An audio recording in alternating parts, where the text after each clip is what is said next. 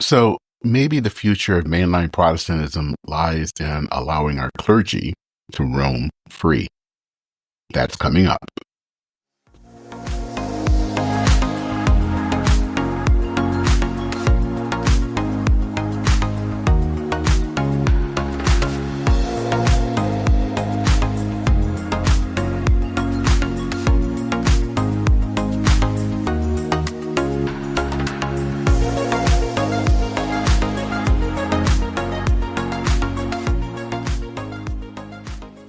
Hello, and welcome to Church and Main, a podcast for people interested in the intersection of faith, politics, and culture.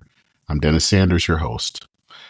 Now, the prior episode that I had with Rob Mialis, a Lutheran pastor, was based on a blog post that he wrote on his blog about how hard it is for congregations, especially congregations in his area, to find pastors. And this is all in some ways a sign of how our culture is changing, how that is affecting the church, and how the church isn't ready for these changes. One of the things that Rob has mused is that it might be time for churches to consider raising their own leaders instead of hoping that the denomination would send them a pastor. The day when a pastor could find a full-time job at any local congregation is fast disappearing. Younger generations, and by this I mean younger Generation X and younger, support their churches less financially than older generations used to. And that means that it's becoming more difficult to financially support a pastor, at least full time. And that means that congregations have to look at other models. Now, some are considering the option of bivocational ministry, which of course is where a pastor works in the church, has a calling in the church, but also works outside of the church in another job. This, of course, is one that I am familiar with since I'm a bivocational pastor. Lutheran and Methodist churches have long used a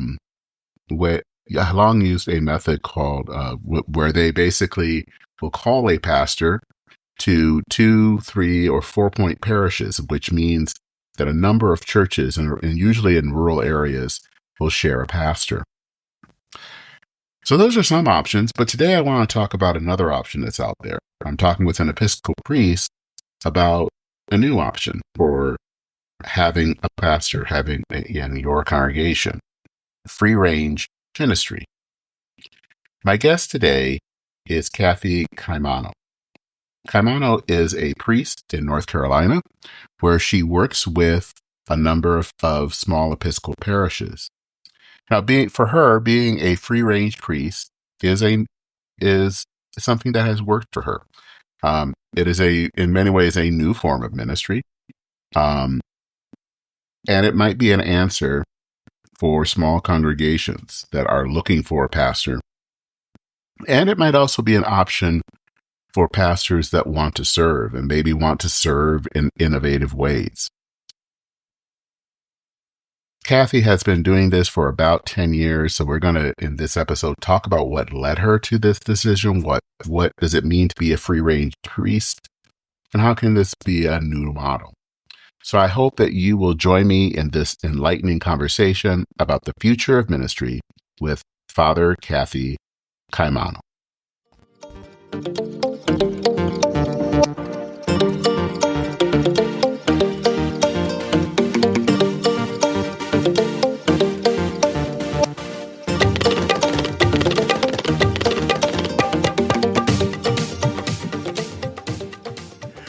Catherine, thank you for taking the time to chat this morning.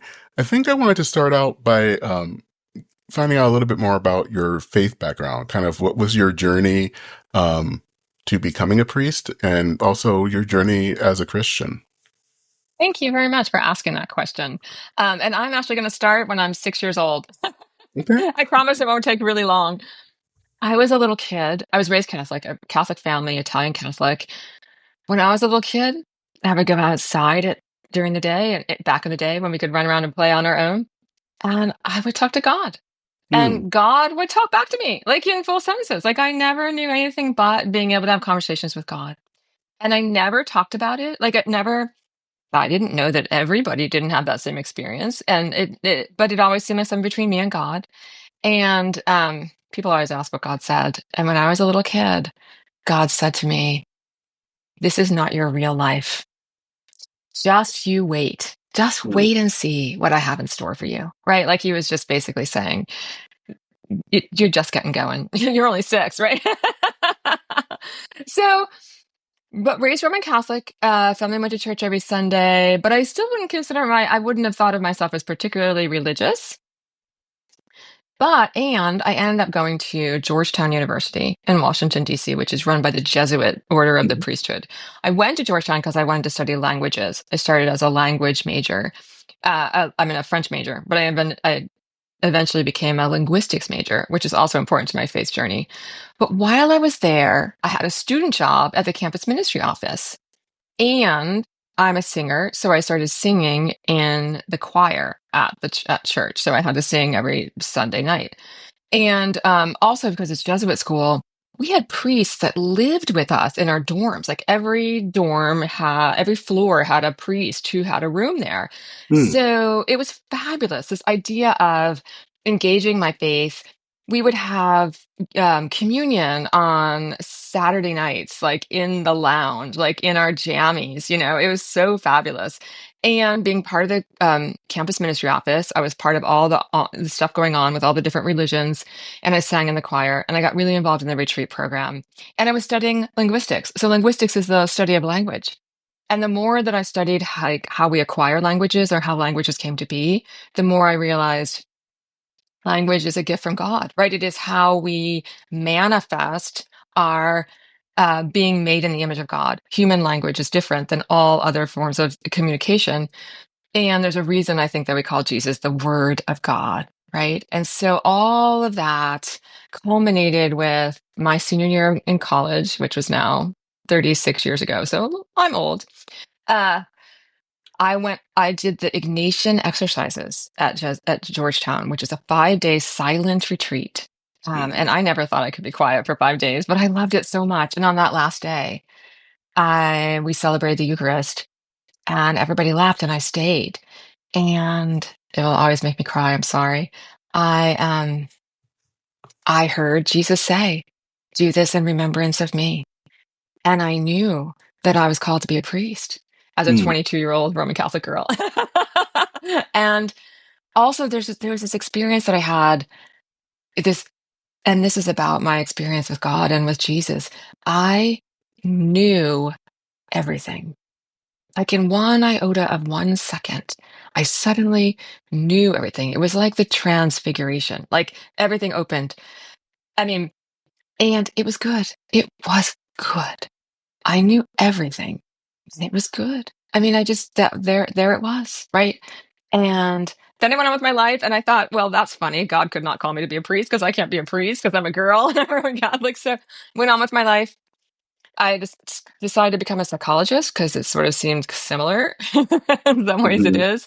And I was doing research to get into graduate school. I ended up moving to Durham, North Carolina. I'm from upstate New York. And sight unseen, I moved to Durham, North Carolina, and I accidentally walked into an Episcopal church one day. I was really mourning the fact that I could no longer find the kind of Christian community that I had at college. Regular Roman Catholic churches Mhm. didn't feel like having Eucharist in your jammies with the priest. And so I accidentally walked into an Episcopal church, and it just struck me that it felt that same feeling of a community of people that were engaged in the practice of the faith and in the community surrounding those practices. And that was it. I just became an Episcopalian almost immediately. And then, of course, every door in the universe opened to my ordination. And I honestly had put that away and thought I wasn't going to be ordained. And then off I went. There I went to seminary in 1996. I was ordained. I went to seminary in New York City, General Seminary back in the day. And then I was ordained a priest in 2000, January of 2000. I served a church in New York before I came back to North Carolina, served a church there.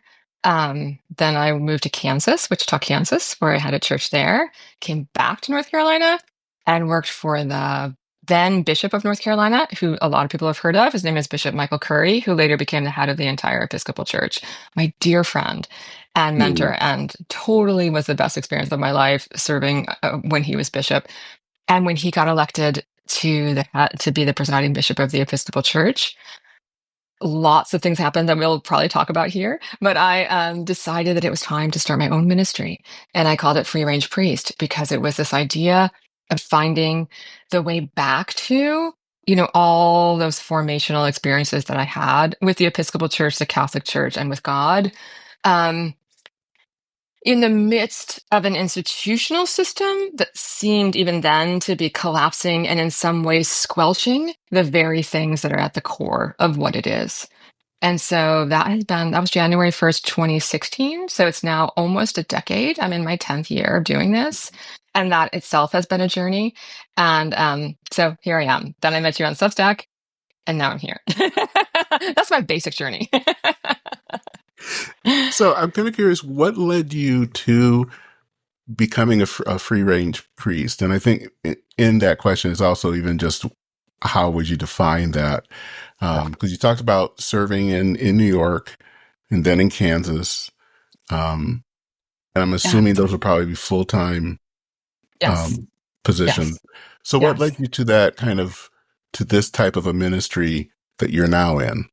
Yes. Thank you for that. So I never wanted to be a rector, like the head of a church, but it felt like there was a career track, if you will, and I was on it, whether I liked it or not. And so I had started off as a curate, a baby priest in a large congregation in New York City. Then I moved back to North Carolina. I actually went back to the very church that sent me, and I became the associate. So I was the second in command at the same church that I walked into all those years ago. And that was both of those are really formative experiences and really great. And I could not see then at a certain point they just kind of push you out of the nest. Like the next thing you have to do is become a rector. I never wanted to. When I went to Kansas, it was a really difficult time. It was I would say I was the worst rector ever.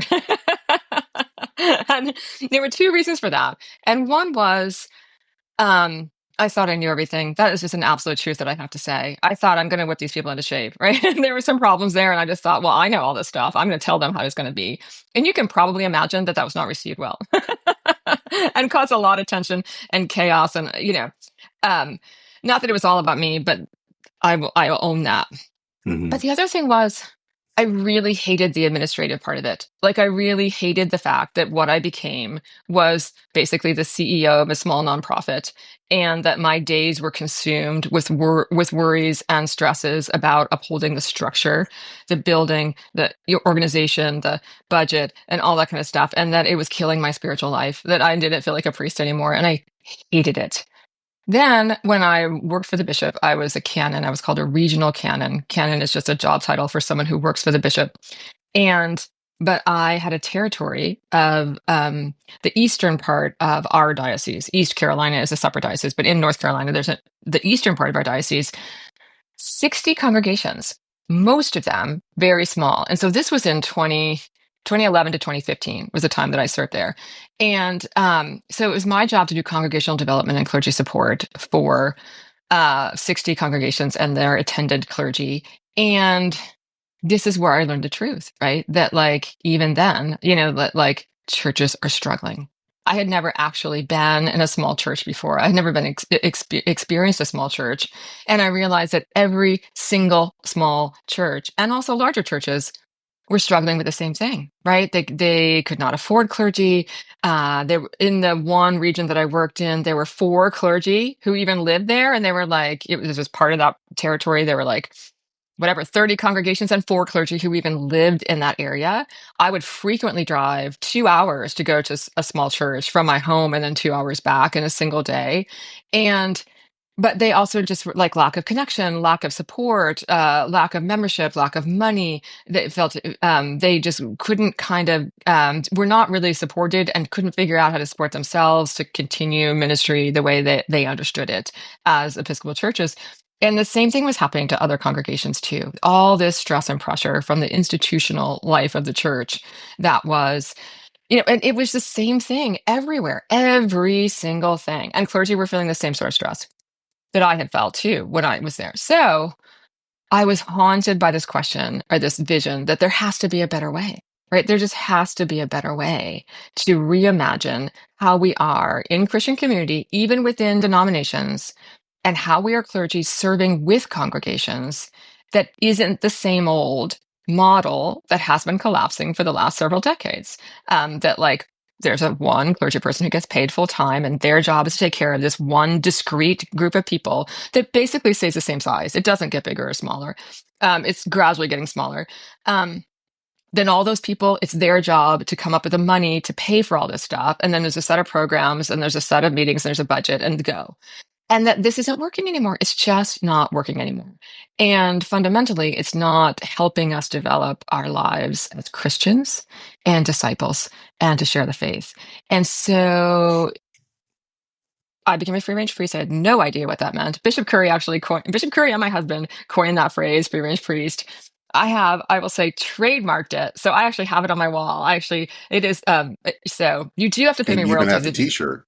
I have a T-shirt. And you do have to pay me royalties if you call yourself a free range priest. And so I would say that what I have done over the last decade has basically been ping-ponging between trying to help the institution reimagine itself, clergy and congregations and dioceses, and saying like, hey, you could do this. Hey, you could do this. Hey, you could do this. And then finding new ways to serve myself, right? So that's basically I see myself as in this lane alongside the institutional church, right? I still am madly in love with the Episcopal Church, despite the fact that it frustrates me on a daily basis. And I love small churches. I love the institutional church, and I see it nosediving, right? So I keep like being over in this lane, saying like, hey, you could do these things to kind of free yourself from some of this stuff if you really reimagine things. And then, hey, why don't I try and work with people who are trying to actually do these things, right? Maybe outside the church, maybe alongside the church, maybe within the church. So that's kind of been what I've done for the last decade. And also, frankly, Free Range Priest is a business. And so presenting myself as a model what ministry could look like, Free Range Priest LLC, and I contract with churches. I serve a congregation of about 35 people. I coach, I consult, I write, I develop programs, that sort of thing. And then I get paid as Free Range Priest LLC. I have worked it out with the pension fund. I'm still in the pension fund. The bishop recognizes my ministry, and Free Range Priest LLC, which is me, pays my pension. And so I've worked all of that out. So sort of figuring out, like offering myself as a model of what ministry could look like. And also, you mentioned yourself that you're bivocational, and I always say that's my trigger word. and I mean, what I mean by that is if people are truly bivocational, in other words, they truly are called, as I think you said you were, to serve in the secular world and also serve ministry at the same time. Hallelujah. I think that that's awesome. If we call somebody bivocational because what we really mean is you're not going to get paid for ministry, then I've got a problem with that. I don't think people should be forced to take secular work in order to make a living as a minister. And so part of what I do is, basically I'm an entrepreneurial minister. I'm a gig worker, and I have created a ministry on my own that supports me financially and allows me to serve my ministry in multiple ways. And I also approach the idea of serving with a congregation in a very different way than the standard model. And I also teach that to other people. So that in a nutshell, reimagining ministry in the digital age is my little slogan. And that is what I hope I'm doing. Can you kind of expand a little bit more about how you work with your congregation? Yes. Maybe a little bit about that congregation itself, but I think you've talked about it in some articles that I've read, but how do you describe it, and how is it different from, I guess, what sometimes, at least in my tradition, would be a settled pastor? Yeah. Thank you for asking that. I love to talk about St. Paul's Episcopal Church in Salisbury, North Carolina, because they are beyond fabulous. And I will say that the way that I have developed, the way that I serve with them is definitely a mutual ministry. We have done this together, which is one of the fabulous things about them. So I call it sustainable part-time ministry, and I do, teach this to other people. And the fundamental part of it that is different, there's two fundamental parts that are different. One is I'm not in charge. I am not in charge, right? Like, in other words, I don't have a key to the building. I love to say that. And they laugh at me too, because sometimes I get there before them and I have to use the bathroom. I have to wait till they get there to let me in. And they're like, we give you a key. I'm like, no, it's not my church. It's their church. And it's my job to bring my ministry alongside them to support the ministry that they do. So that is one of the most fundamental things. I'm not in charge. And then I just forgot the other one, but I'll remember it in a second. I serve. I will say another fundamental thing is I serve on task-based contract. So, Hmm. in other words, so do less is one of my big things that I say all the time to clergy. I think I'm going to go back to what it's not. I think what happens, and one of the symptoms of the institution sort of collapsing and crushing us underneath it, is that clergy end up serving part-time ministry. They get paid part-time, but they're still essentially there full-time, right? Oh, that's the other Hmm. thing. 2 Sundays a month. I am not there more than 2 Sundays a month on principle. You cannot serve part-time and be there more than 2 Sundays a month, because otherwise you're perceived as full-time, and otherwise you are there all the time. And so it's the doing less. It's like pulling yourself back and basically saying, these are the things I'll do. So with my congregation, I have, Eucharist twice a month, pastoral care, which we define, um, spiritual practices, which I hope I get to talk about before I go, because it's my new project, um, tech assistance, and helping them like discern their own ministry. So that's what I do for them, and we spell it out. And I don't do other things, right? And so they ask me to do things along those lines, and I do them for them. And they pay me monthly. They used to pay me hourly, but we've worked out a contract now so that which is approved by the bishop. But it's not very much, and I don't actually spend all that much time with them, right? And so I probably spend 10 hours a month with this congregation. Although together we've built a church app, which so we are on the church chat app like pretty much 24/7. Like the bishop about fell out when he saw it, but so they know where I am, and I'm definitely part of their life and they're part of mine. But they're 45 minutes away from where I live. So I'm not there but 2 Sundays a month, basically. Occasionally, if somebody's in the hospital, then they tell me when they need me to go see someone in the hospital. Mostly, they go visit people in the hospital, right? Like that's part of the whole thing. Like it really truly is their ministry. And they own it and they do it. And then I support them, train them, love them, all of that stuff for them to be the ministers of the church. And then, they lean on me when they need to. And that's how we do ministry together. And it is fabulous. And even though, well, actually, I do work for another congregation too. I do tech support. I'm basically their system administrator. And I do that mostly online, even though they're also in North Carolina. So in other words, it frees me too. I'm not working like typically a part-time pastor is spending a ton of hours at this church, hardly getting paid at all. And if they serve more than one church, they're basically a full-time pastor in more than one place, right? And it's killing them because they're spending all their time doing that and still hardly getting paid.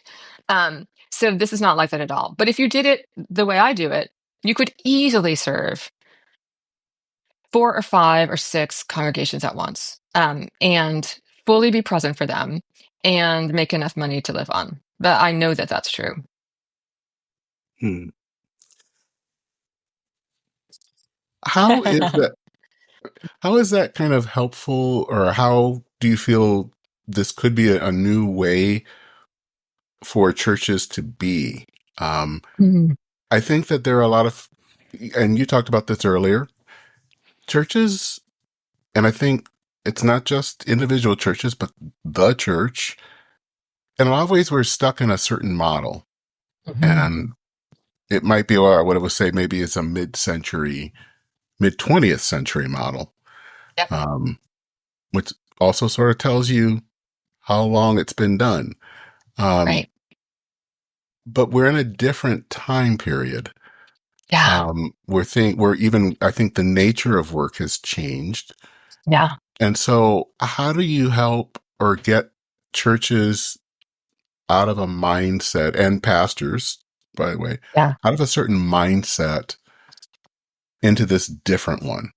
I think that Yeah. Yeah. everyone is kind of stuck in this certain mindset, but we have no idea of how to envision a new Right. one. And I think what you've been talking about is that your ministry is in a way Mhm. envisioning that. Yeah.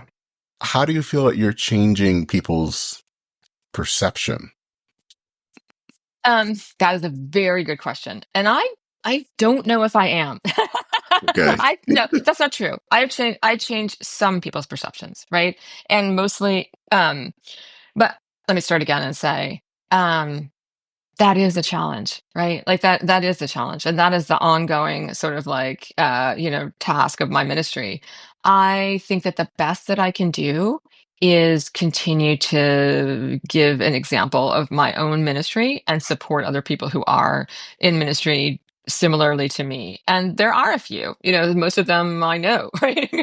um, but um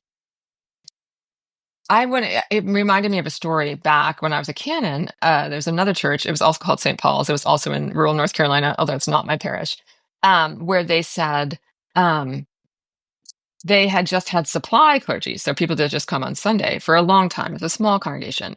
And I knew they had some money. And so I said, is it time for you guys to start looking for like a quarter time, priest to come help you? And they're like, oh no. And I was like, why not? This is back before I learned a lot of stuff. And they said, you know what happens? We don't have a priest, and we end up doing everything, and we're exhausting ourselves. And then we decide we're going to get a priest. Then a priest comes in, and the priest does all the work, and then they tell us all how it's going to be. And half of us love that, and half of us hate it. And then part of us leave, and then the priest gets overwhelmed and upset, and then they leave, and then we're back at square one, having to do everything ourselves. And we're just not getting anywhere. Like, just like this is not helpful to us. And that person who said that changed my life because I heard her say that. It changed my heart and my mind. And I thought, yeah, the whole system isn't working for you, right? And also, I've come to discover that the smallest churches, and this is why I really do feel like the smallest churches are what I call the cutting edge of the church. My congregation loves when I call them the cutting edge of the church. But I think it's true because I think that the smallest congregations, honestly, they're flying so far under the radar of the diocese that's also struggling or the denominational church that's also struggling that they're kind of forced to figure it all out themselves anyway, right? And so they do become the de facto ministers of the church, right? Because they don't see a priest or other minister all that often. And then when they do, the priest comes by or the diocese comes by or whatever that says, "Hey, you're doing it wrong. By the way, you should be doing this," which is not helping. So I feel like, especially with my own congregation, but I have worked with other small congregations, there's such a relief when I say, "Look, you can do it all yourself." And wouldn't it be nice to redefine what all is, right? Like, aren't there some of these things you could actually put down? And what if you just focused on how are we being formed as disciples? How are we worshiping and praying together? How are we serving other people in God's name? And get back to that and kind of let go of. I mean, it's amazing how many tiny churches I've been to that have commissions to do things. I'm like, do you all really need a commission? Right? Like, let's just talk after lunch, right? It's just like, like, let's just pray together. And so that kind of thing. And so I think that people who are ready to hear it, also clergy who are just, I mean, I hear every day from clergy who are just broken, broken by this system, right? Stuck in these patterns. And you're right. I was born in 1966, and I like to say that the institutional church has been declining since the year I was born, right? The mid 20th century model, that's what I call it, organizational model, and you can see it. This also helps me. I think people's eyes light up when I say, look around, right? The healthcare system has collapsed. The uh, criminal justice system has collapsed. The educational system has collapsed. All the business world, all those institutions that had only a certain way of doing things in 1966, None of them. I mean, only a few of them still work that way anymore. And the ones that are still trying to work that way anymore, like your local DMV or whatever, they're struggling, right? All of those areas of our life have been reimagined by, in all sorts of ways, by technology, by just time, and by how we reconfigure and how we understand the reconfiguring of ourselves and organizations. The church has not done that. Or it has, I will say, non-denominational churches. That's, I think, in some ways where they're figuring that out. But for the most part, the institutional church, the main denominational church, just has just not seen that happen and has resisted that at every turn. And so we just keep insisting it's 1966 in terms of our organization and administration and how we share the faith, how we form people in the faith. It's just in that institutional model. You will go to Sunday school, you will, all that kind of stuff. And then there's just fewer and fewer people to do that because people just aren't interested in that anymore. So do people hear me? I don't know. I don't need to keep talking. So, I mean, what do you think then can bring about that change? I mean, is it just something that happens? It's going to have the entire system collapse. Yeah. I Some mean, would say it's already collapsed, I but will be completely truthful with you. I don't think it's going to change. I think, I mean, the church, and we see it, non-denominational churches are growing. More conservative liturgical churches like the Roman Catholic. I'm just reading an article right now. I was reading it as I was waiting for you. How Catholicism got so cool. How young Americans around and young people around the world are flocking to the Roman Catholic Church is an article I'm reading right now. Um, I I mean, it breaks my heart on so many levels, but I mean, the Episcopal Church that I'm part of, we are already one of the smallest denominations, and we are declining at a rate that's even higher than the other institutional churches. So I don't think it is going to survive. Do I think that the actual church is going to survive? 100%. I think we are finding new ways to share the faith and grow in the faith and live a life of faith. But yeah, I don't think we're going to make it as an institution. I just don't. Yeah, and that's why I said like I ping pong between those two things, like trying to save the institution from itself and trying to build new things. And I'm ping ponging more on this side now. And in fact, that is my new venture I just started. Is called Traco, which it's the Greek word for run, which I'm a runner, so it's sort of a funny thing. okay. But I'm calling it a gym for your soul. And so I'm hearkening back, and it's on Substack, and I am I saw hearkening it. Yeah. back, yeah, to the earliest Christian communities. The pre-New Testament being a part of the Bible, how the very first Christian communities understood themselves as living the faith through prayer and worship and community and hospitality, and developing spiritual exercises for individuals and groups. St. Paul's, my beloved community, is set to be the first chapter. So the idea is people can follow these spiritual exercises to basically learn what it means to be a Christian at the most basic level. And you can do that as an individual online, or you can join a chapter. So, for instance, a church could become like a chapter of Traco and have that be the center of their formational life within the context of being in part of an institutional congregation if they want to. So it's not trying to, if you will, compete with the church. It is hopefully a way to help churches form their center. Like when I say you could get rid of all the institutional stuff and do other things, and people are not sure what that means, I could say, look, you could practice these exercises like this. Or people could use them to form communities that are outside the church, the currently established church.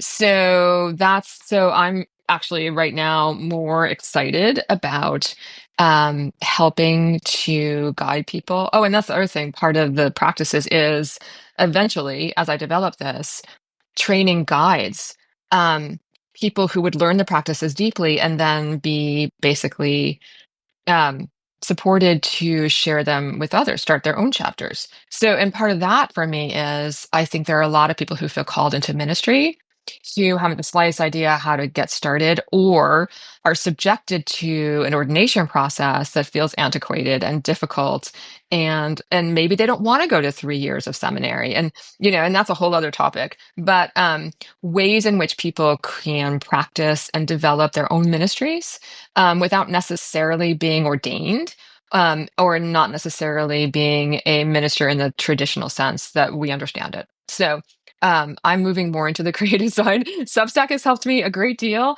Being on Substack, I have met people like you and so many people in ministry. And I just feel that creative excitement of people finding new ways to engage the faith and become faithful people and follow Jesus. It seems like in some ways what's happening, and you've talked a few times about this in a digital age and Substack, and how in some ways what's happening, and it's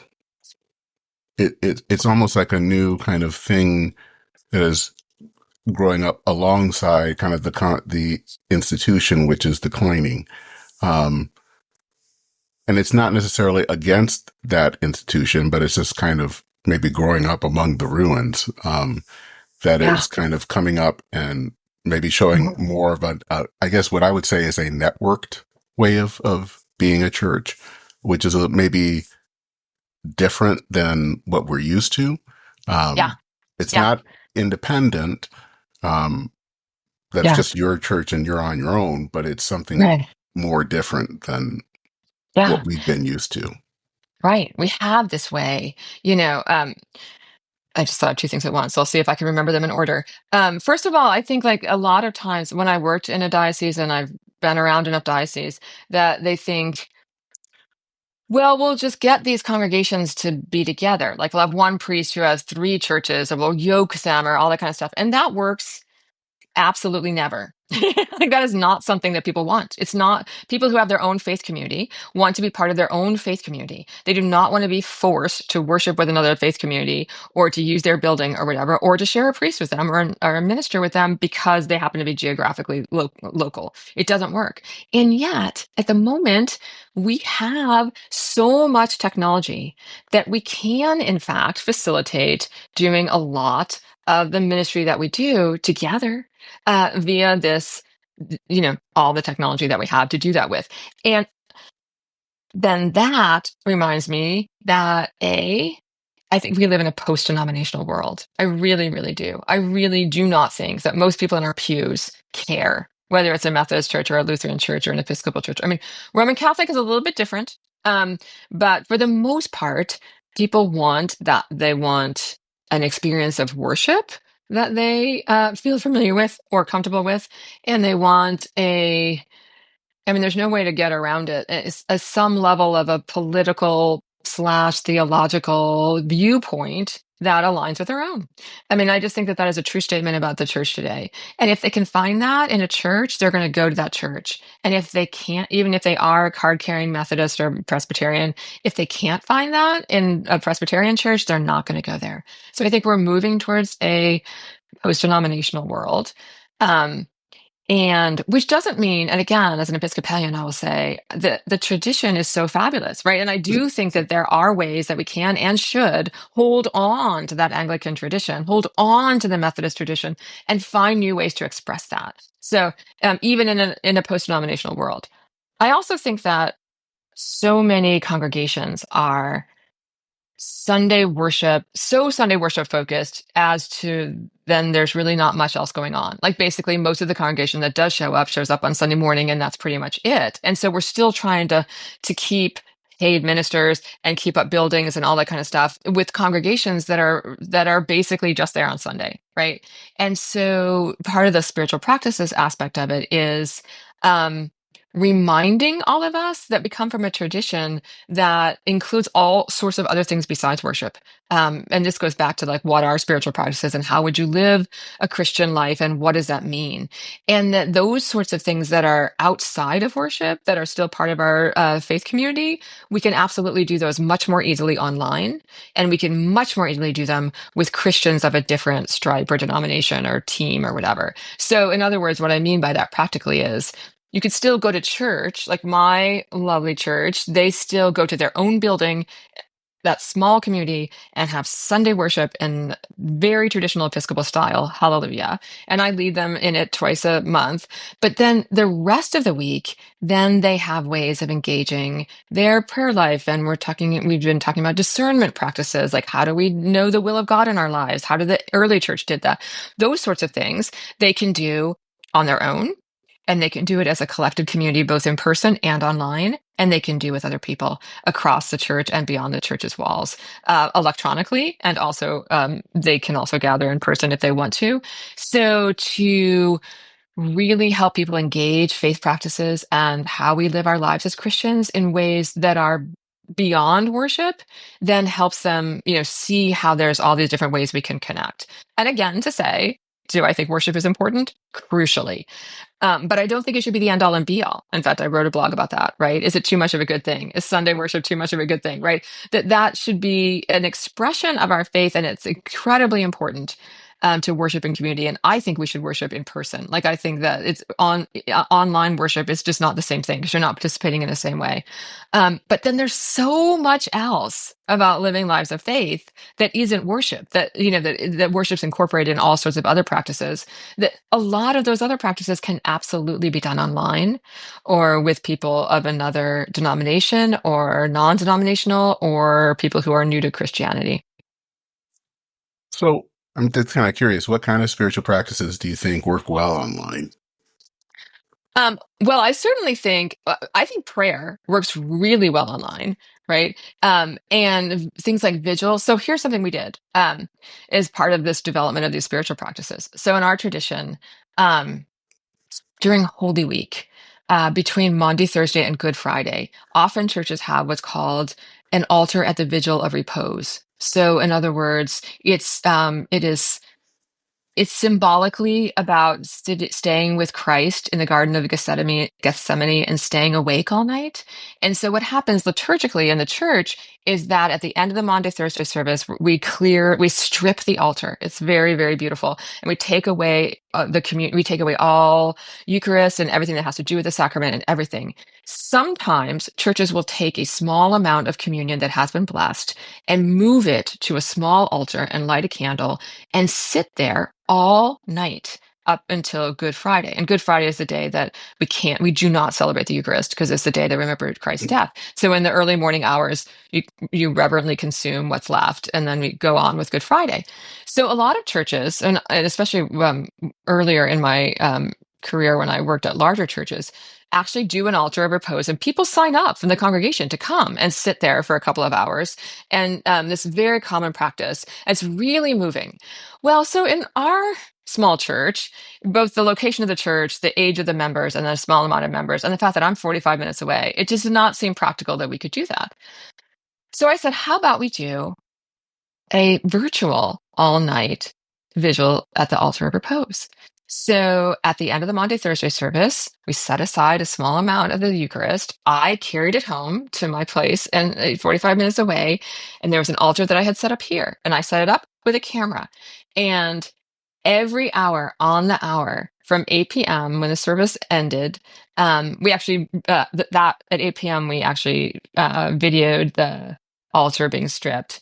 And so it really started at 9. From 9 p.m. until 8 a.m., every hour, I would get up, turn my little phone on, live stream it on Substack, the picture of the vigil, and I would read something from the ancient fathers or sing a hymn or say a small prayer for about 10 minutes. And people were invited to log on for those 10 minutes and be part of the vigil whenever they wanted to, right? They could stay up for an hour on their own, and then at the end of the hour, log on to say the prayers, or they could start with the prayers, or they could stay up all night.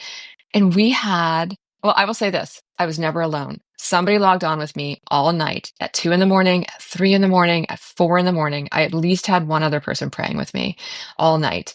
And people logged on that we don't know, right? That were not part of our community.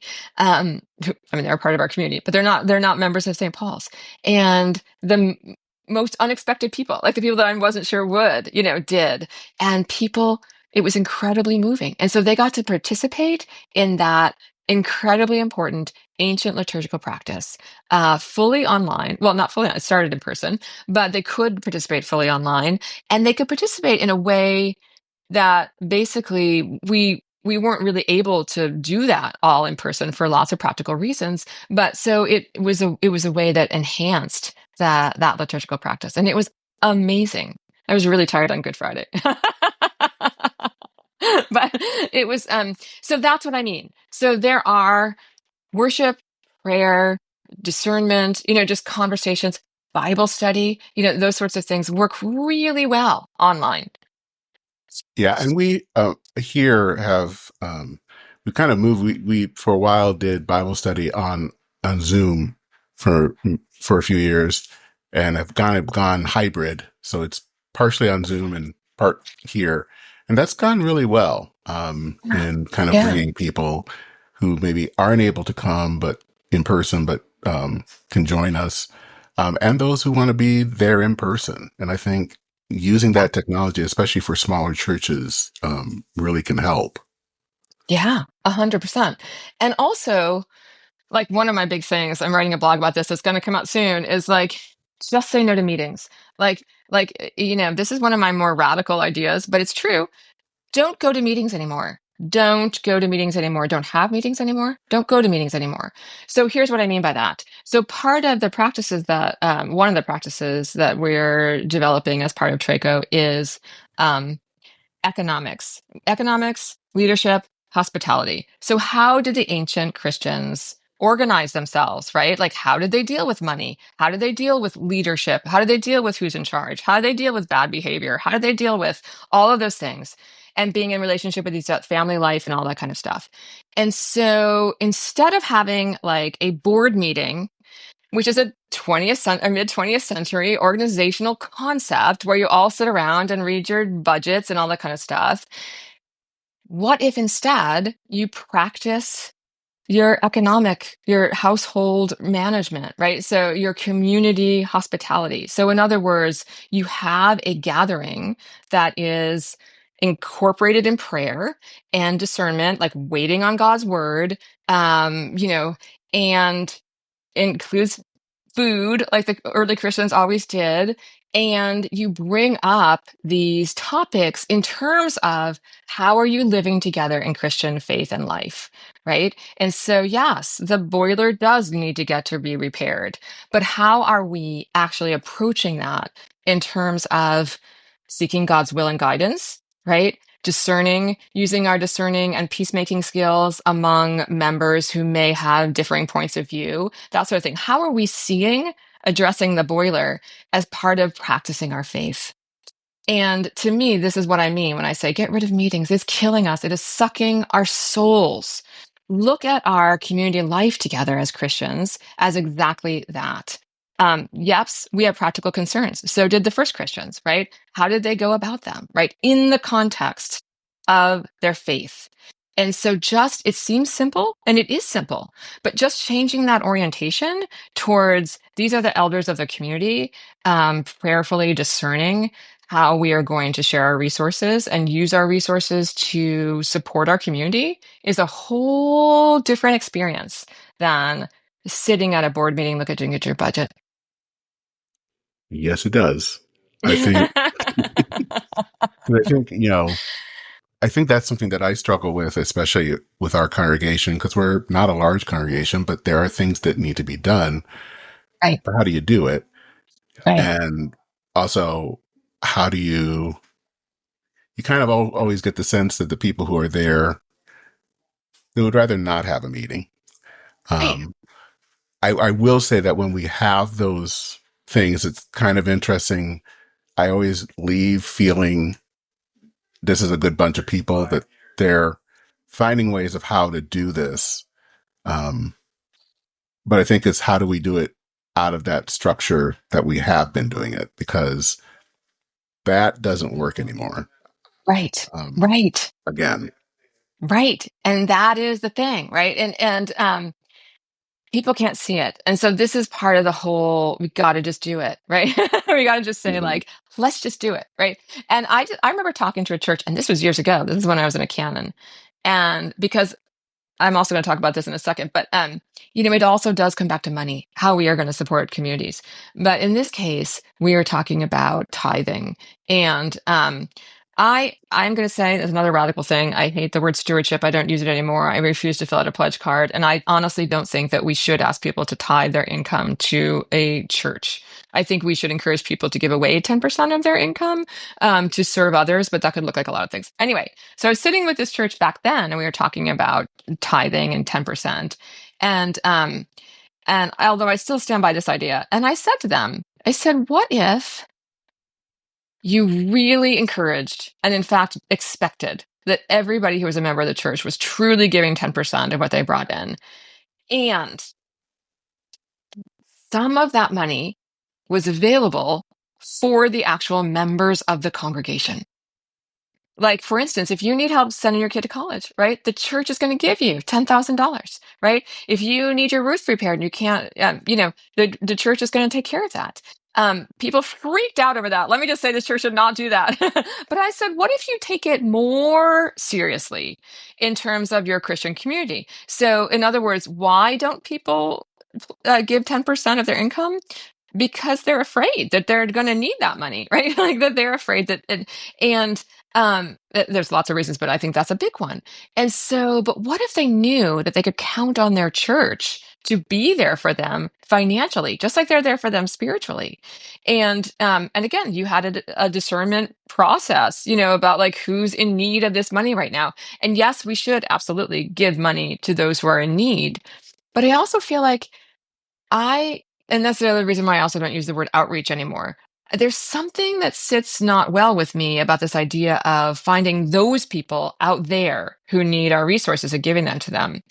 To me, the call is there are no those people.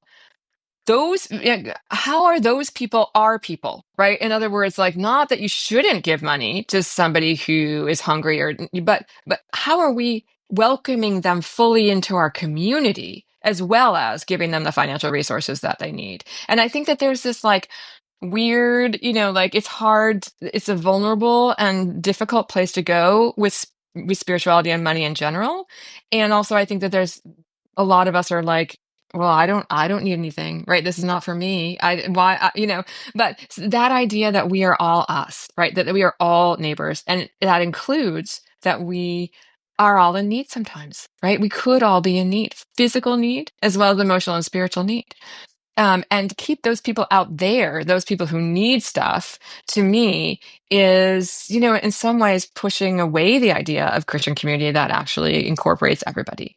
And also, I think just a little tiny bit deep down inside it makes us feel good, like we're doing for others, instead of we all belong together to this somewhat messy congregation of a community of people, and some of us are going to have more needs than others, right? And some of us are going to need things at different times than others, and some of us are going to give different gifts at different times, that kind of thing. So suffice it to say that church should not take my advice. But I still live in this idea. And so to me, it is like living in religious community, like monasteries and convents.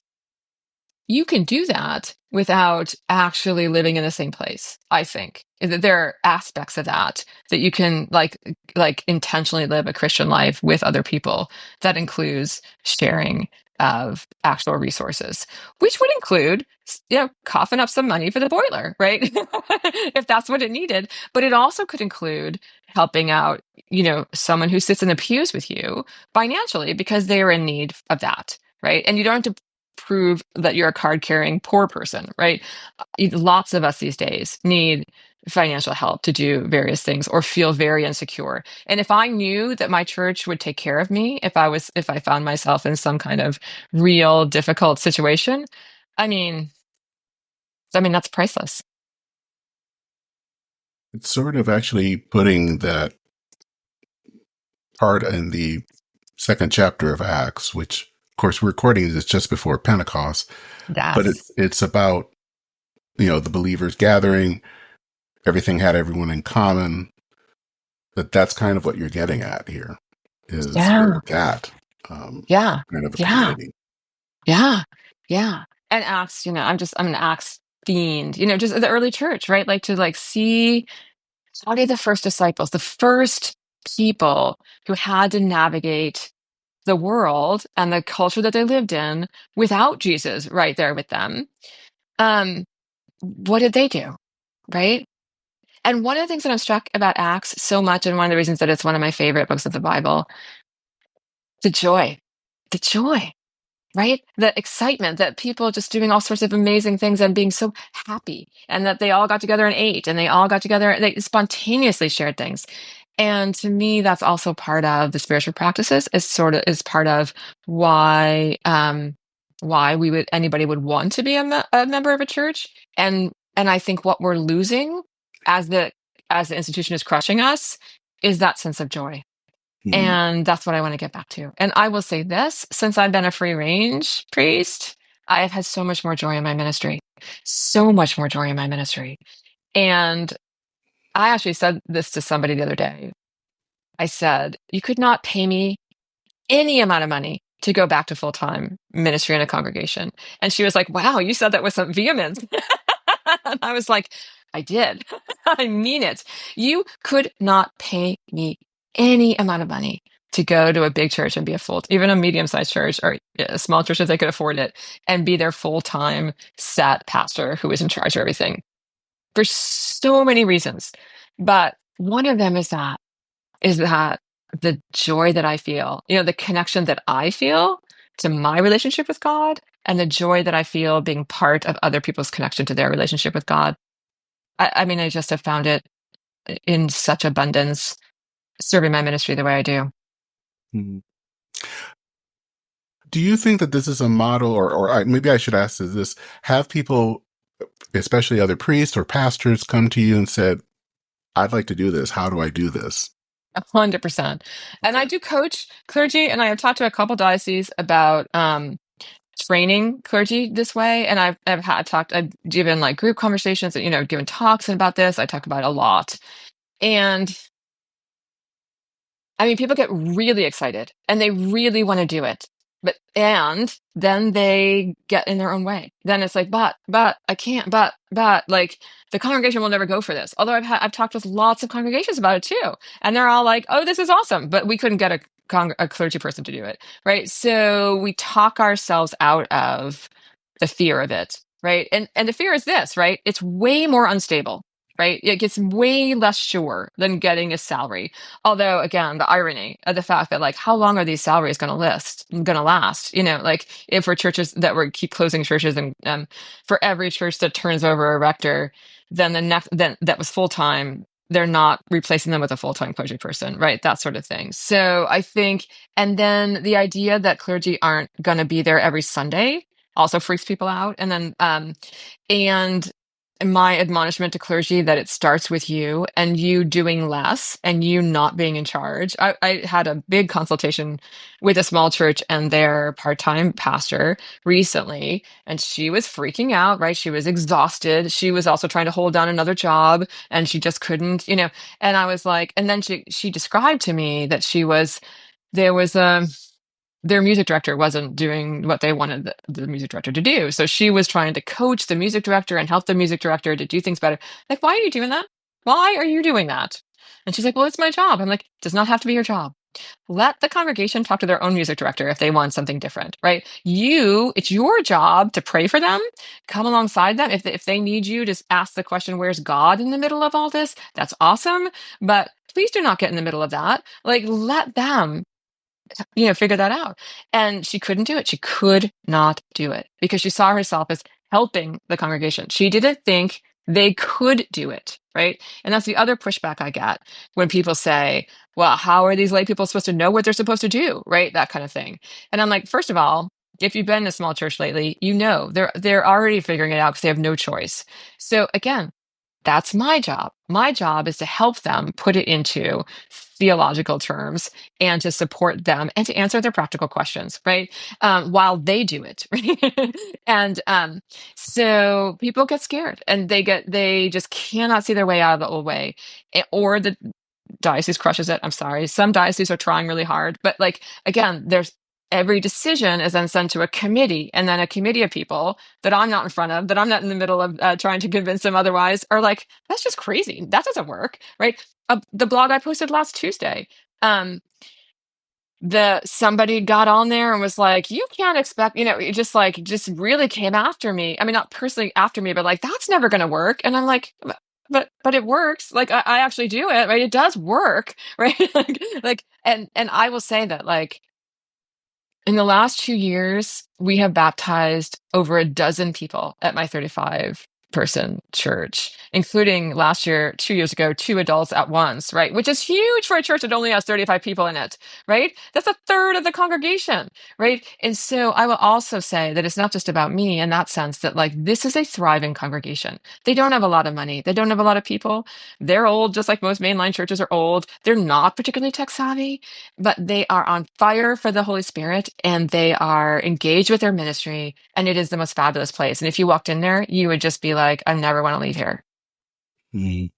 I was actually going to bring up because I, just before we came on, saw the response to the comment that was left. And that actually brought up probably this is to kind of wrap things up. The final thing that I want to talk about is, every so often I'll read something by someone who talks about churches and everything, and they'll say something to the effect of, we have too many churches that are basically on a lifeline, and we need to just basically tell them that they need to end their ministry. Yeah. And that always bothers me. Usually because they tend to be small member congregations, which I lead and you. And I don't think that just because they're small means that they're not viable or thriving. And so I'm kind of curious 100%. Yes. Where you think about that, because it seems like you in that answer, or at least how you were responding to that, were pushing back against kind of that sense of, basically that you're not the mid 20th century model. So therefore you just can't be a church anymore. Yeah. Yeah. I'm looking for that because it was on my blog post. I'm just going to read it. By the way, I read this comment to my church on Sunday, last Sunday, because I wanted to know how they felt about it. This person writes, amongst other things, if growing is not going to happen, cut bait. Don't die a death of 1,000 paper cuts. And golly, if one is the bishop, have some guts and close those places that are continually working on the diocesan dime. And that's hilarious to me, because like, if you think my congregation gets any money from the diocese, that's not how it works. They have to actually give 10% of what they bring in to the diocese. So so the hostility behind that, and this idea that like small churches are somehow failures and they need to be closed, is part of that institutional mindset. Now, in all fairness, some congregations are going to have to be closed, right? Like, there comes a point. And also, I am also going to be really honest and say, not all of them are small. Like, working with a lot of congregations as I do, I will also say, scratch the surface of most mid-sized congregations, and they are a mess, because they're being hit the hardest by all these changes, because they can barely, if they can, actually support a full-time clergy person's salary plus all their benefits, plus they're losing membership, plus they usually have some kind of staff, and so the pressure on them is enormous. And so I'll just start right there. But then I will say that why would you close a church that you didn't have to close, right? Like, if a church is a thriving place of sharing the gospel, then what would be the point, And if the only measure is how much money they bring in, or how many members that they have, then I think that we miss something entirely. And in fact, I think supporting lots and lots and lots of small congregations is actually the way to go, right? It makes it easier for everybody. And there are ways to do that, including, I will also say, back to money. So the spiritual practices that we're working on, Traco, it's a subscription. It's going to be through, right now, I'm not charging for it because we're still developing it, but it's going to be an actual subscription on Substack that people can pay money for, just like they pay for my newsletter. Some people do. And as I set up St. Paul's and other places as chapters, I'm setting it up so that those subscriptions go to them. So as they develop the practices within their community, they can also take on new members, both online and in person, and those subscriptions will go into their church budget, right? And so also developing new ways for congregations and communities of all kinds to pay whatever bills that they have, is basically finding income streams for smaller churches and all churches, actually. Because I think that the idea that people are going to pledge enough money, unless you take my idea and put all your money in common, which so far nobody has, then most people aren't going to pledge enough money to, and then also you create this whole thing, as we all know too, that there's like a handful of people in a congregation who do have enough money to give large gifts, and it creates an inequality. It also creates a pressure. Also, when those people die, then you're losing a ton of money, and it's again, I do think people should give money to the church and to their church, and I think there are many ways to do that. So just like I think clergy ministry, I think works best when it is one ministry made up of different pieces, right? That you serve in different ways. I also think that congregations should have multiple income streams that helps them pay their bills. People can give money to church. I think people should use their buildings much more creatively. And I think people should have subscriptions of some kind. Worship is free. We're not charging for access to God, that kind of thing. But there are ways that you can set up subscriptions to bring in income too. And that with multiple sources of income, congregations can support a modest budget, right? Which they probably don't need much more than that. Hmm. So if people want to learn more, and I'm going to guess people want to learn more, you have stuff to I hope share. so. I have stuff to share. Where Yeah. should they go?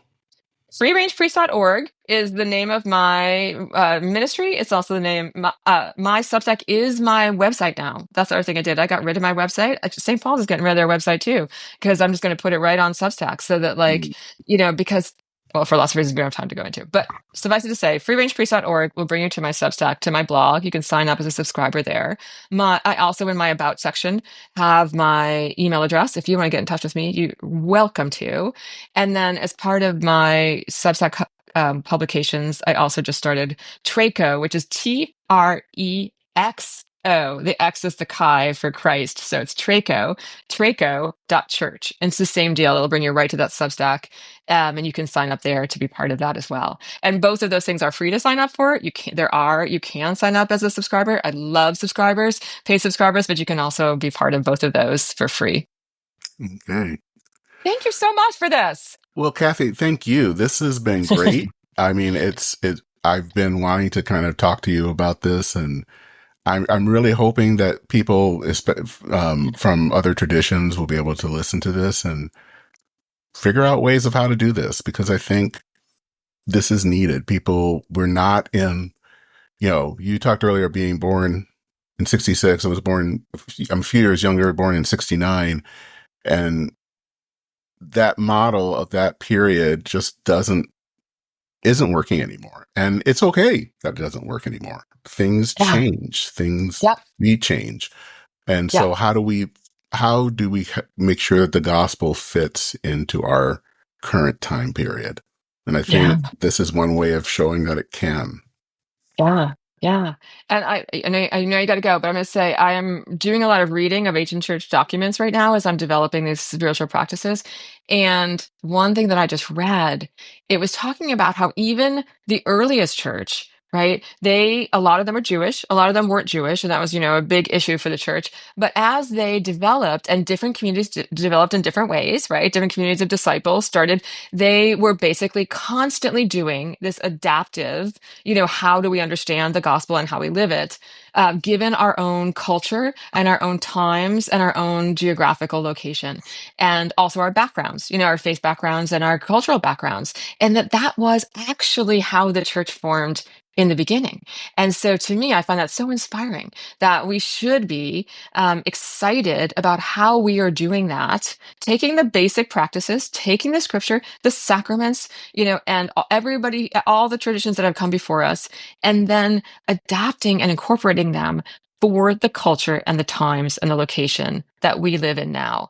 And I feel like for whatever reason, the institutional church has just been stuck in that place I'm 58 years old. So for going on 6 decades, we have Hmm. like somehow tried to work against that very thing that was the thing that started the first church. And so I will leave you with that. Thank you so much, Dennis. You're welcome.